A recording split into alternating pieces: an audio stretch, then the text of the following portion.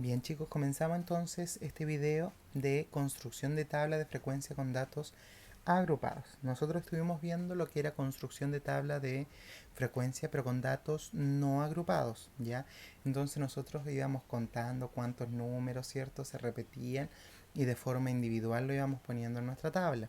Ahora nosotros vamos a agrupar, vamos a hacer intervalos donde nos va a ayudar a hacer una tabla más dinámica, más pequeña además.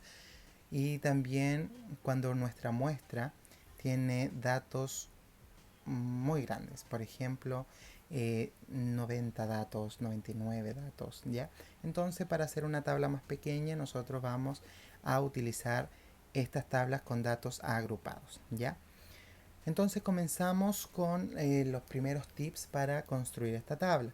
Me dice el paso número 1 es encontrar el rango, y el rango dice que es la diferencia entre el mayor y el menor dato de la variable. Entonces nosotros ¿qué tenemos que hacer? Dice diferencia, y la diferencia es la resta, ¿ya? De el valor mayor, del dato mayor y del dato menor, ¿ya? Entonces decimos que el rango es el máximo menos el mínimo. Por ejemplo, si a nosotros nos entregan esta cantidad de datos, 10, 11, 15, 19, ¿ya? Ubicamos primero el dato mayor y el dato menor. Ahí están nuestros dos datos, que uno es el mayor y uno es el menor. Entonces primero calculamos el rango, que sería 19 menos 1. Entonces, en este caso, el rango será de 18. Con eso estaría calculando mi rango de los datos que a mí me entregan, ¿ya? El paso número 2 es encontrar el número de intervalos, donde nosotros lo vamos a determinar por la letra K. Me dice que la cantidad de intervalos que tendrá nuestra tabla, que puede oscilar entre 5 a 15 intervalos, o puede ocurrir que en el ejercicio nos den cuánto intervalo hacer, o nosotros decidamos cuánto intervalo hacer, ¿ya? Pero nosotros vamos a usar y calcular la regla de Sturges, que nos dice que K es igual a 1 más 3.322 por el logaritmo de n, ¿ya? No se asusten, no es muy complicado, ¿ya? Donde n obviamente es el tamaño de la muestra, o sea, cuántos datos yo tengo. Entonces, digamos que en los datos que a mí me entregan es 10 datos, ¿ya?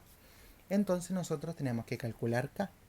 Entonces digo, K es igual a 1 más la suma de 3,322 por el logaritmo de 10, ¿ya?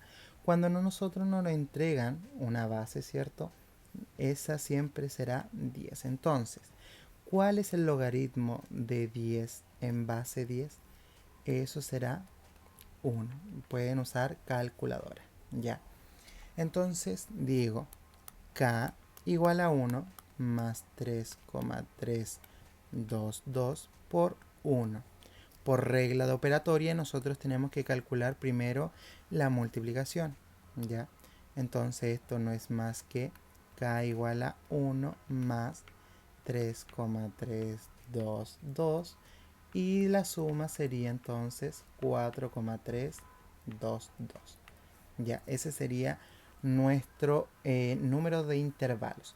Pero como nuestro número de intervalos siempre son en números enteros, nosotros lo aproximamos. Entonces vemos después de la coma qué número viene. Como no es mayor a 5, entonces retrocedo. Serán 4 intervalos que yo tengo que realizar en mi tabla. Obviamente esto va a depender de la cantidad de datos que a mí me entregan. Paso número 3 es la amplitud, que nosotros lo conoceremos con la letra A. Esto me dice que es el tamaño de cada intervalo. Se obtiene dividiendo el rango por el número de intervalos. Entonces podemos determinar que A se calcula mediante el rango, que es R, dividido el número de intervalos, que nosotros lo conocemos como K. Digamos, por ejemplo, que nuestro rango nos salió 20 y nuestro número de intervalos nos salió 4. Entonces hacemos la división entre 20 dividido en 4. Entonces nuestra amplitud será de 5. ¿Ya? Con eso entonces estaríamos para empezar a construir nuestra tabla. Les daré algunos tips ya, que sería la amplitud de clase. Dice la amplitud de la diferencia entre los límites superiores e inferiores de cada intervalo. ¿Ya? Por ejemplo, me muestra 2,16. Luego le voy a aplicar lo de los corchetes que viene más adelante. ¿Ya? Entonces simplemente me dice que yo tengo que hacer la resta entre el intervalo superior, que sería ese intervalo superior, y este que sería el intervalo inferior. Ya, entonces digo 16 menos 2 será 14. Ese será la amplitud de la clase. Otro ejercicio que será 12 menos 9, lo resto y eso me daría 3. Por último, resto el límite superior menos el límite inferior y eso nos da 29, que sería la amplitud en ese caso de la clase. Otro que son los límites de la clase. Dice, cada intervalo tiene un límite inferior, que ya lo habíamos visto, y un límite superior. Generalmente en la tabla va a estar primero cerrado el límite inferior y abierto en el límite superior, pero eso va a depender de cada ejercicio. Por eso es importante observar y determinar bien nuestros límites, ¿ya? Si es que obviamente está dentro de mi dato o no lo está, ¿ya? Pronto lo entenderemos en un ejemplo que realizaré más adelante. Entonces, primero me dice que es 2,6, ¿ya? Entonces, nuestro corchete, cuando está tomando el número, se dice que está cerrado, ¿ya? Entonces podemos determinar que este intervalo 2,6 es cerrado por ambos lados. Entonces incluye el número 2, 3, 4, 5, 6. Obviamente si nosotros estamos viendo los números naturales o enteros, ¿ya? Número 2 me dice que el 2 no está incluido ya que su corchete está hacia afuera, ¿ya? Entonces es abierto, ¿ya? Entonces no incluye el número, incluye el que sigue, que sería 3, 4, 5, 6. Obviamente si nosotros tomamos como conjunto los números naturales. Y por último nos dicen que será el 2,6 con intervalos abiertos. Ambos abiertos entonces no incluyen ninguno de los dos. Será 3, 4, 5 si nosotros estamos trabajando con nuestro conjunto de los naturales. Bien, nuestro otro objetivo que será determinar la marca de clase, que nosotros la vamos a conocer como MC, ¿ya? Dice es el punto medio de cada intervalo o nosotros conociéndolo como promedio. ¿Qué quiere decir eso? Que sumamos y dividimos por la cantidad. En este caso, como yo tengo solo dos cantidades, que es el límite superior y el límite inferior, dividimos por 2. Es el valor que se utiliza para calcular medidas como media aritmética, varianza o desviación estándar, que prontamente nosotros vamos a trabajar en ello, así que ojo con esto, ¿ya? Entonces tenemos el intervalo 2,16 cerrado por un lado, que sería el 2, y abierto por el 16. Entonces me piden determinar cuál es la marca de clase en este caso. Entonces me dice que sería el promedio. Entonces sumo límite superior más el límite inferior y lo divido en 2. Entonces esto me saldría 18 dividido en 2, que eso sería 9. ¿Ya? Otro ejercicio, ahí tiene, será 12 más 9 dividido en 2 y eso sería 12 más 9 sería 21 y si lo divido en 2 esto será 10,5. Por último, sumo 32 más 3, lo divido en 2. Será entonces 35 dividido en 2 y eso será 17,5.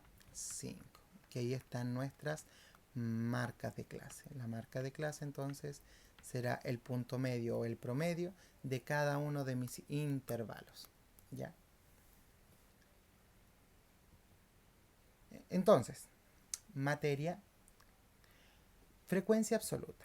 Dice es el número de veces que un dato se repite dentro de un conjunto de datos y se representa como f de i. Ya eso ya lo habíamos visto, entonces no vamos a ahondar más. Luego yo les voy a explicar dentro de un ejercicio cómo se trabaja. Frecuencia absoluta acumulada, ya la habíamos revisado también, que es la frecuencia donde se suman las frecuencias absolutas, en este caso anteriores, obviamente que se van acumulando hasta ese dato y se representa por la letra F mayúscula I. ¿Ya? Otro dato de mi tabla será la frecuencia relativa, que la frecuencia relativa de un dato es el número que se repite con ese dato en relación al número total de datos. En otras palabras, es la división o la proporción de veces que aparece ese dato con respecto al total. ¿Ya? Entonces lo vamos a explicar obviamente luego en un ejercicio y se representa como f de r o n de i. ¿Ok? Ahí va a depender obviamente de la tabla. Frecuencia relativa acumulada es el mismo concepto para la frecuencia absoluta acumulada. Entonces se va sumando las frecuencias relativas anteriores y en este caso siempre me tiene que dar como resultado 1.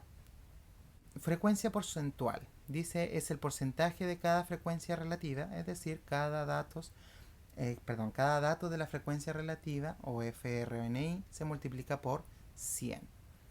Y por último la frecuencia porcentual acumulado, que será la suma de, ¿cierto? Obviamente de las frecuencias porcentuales o, en su defecto, es el porcentaje de cada dato de la frecuencia relativa acumulada.